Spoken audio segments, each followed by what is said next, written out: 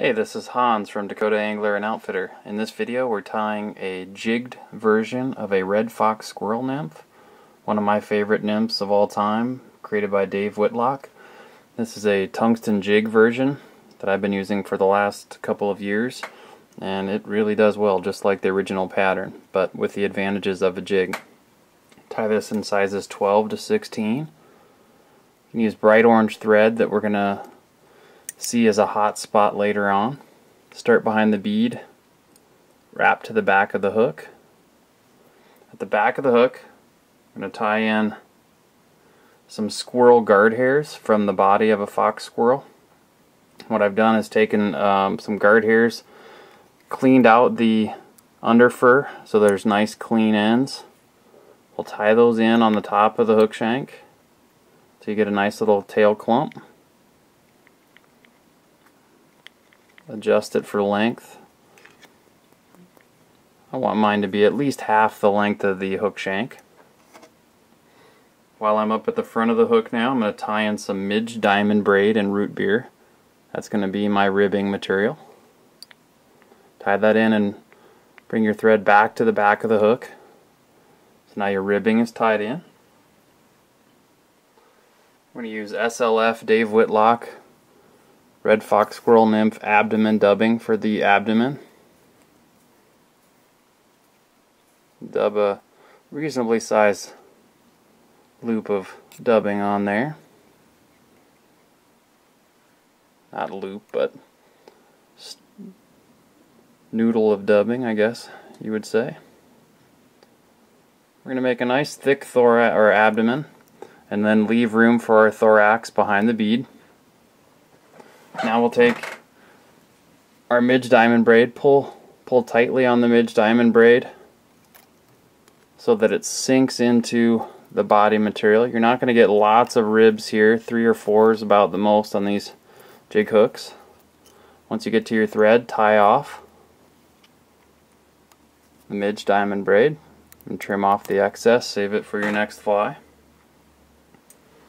For the thorax, I'm going to use the SLF Dave Whitlock's Red Fox Squirrel Nymph thorax dubbing. Dub a little less on here than you did for the abdomen. It's just going to be a little ball. We'll dub that in.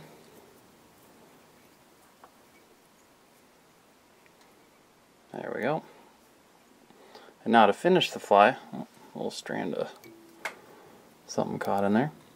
You could either do a traditional soft tackle with a hen saddle feather or a Brahma saddle feather, but for some of our jig flies we've been using CDC, and you can palmer CDC just fine by tying it in by the tip. On this fly I'm going to use a dubbing loop and a magic tool where I've got some natural CDC fibers in a magic tool clip. Made a dubbing loop, and I'm going to clip those fibers into the dubbing loop and then spin them up.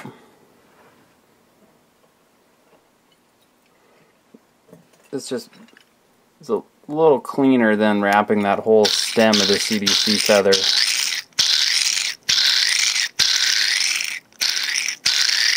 into the front of the fly.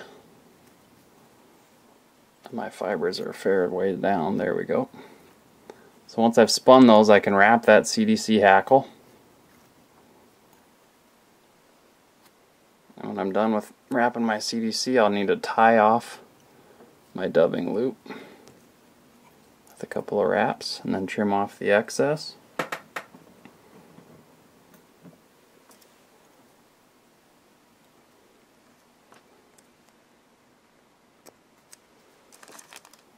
Now I'll just fold that back, and here I'll use a few wraps to make a little hot spot collar. Use that orange thread just to give that collar of the fly a nice bright orange. And at this point then we can go ahead and whip finish.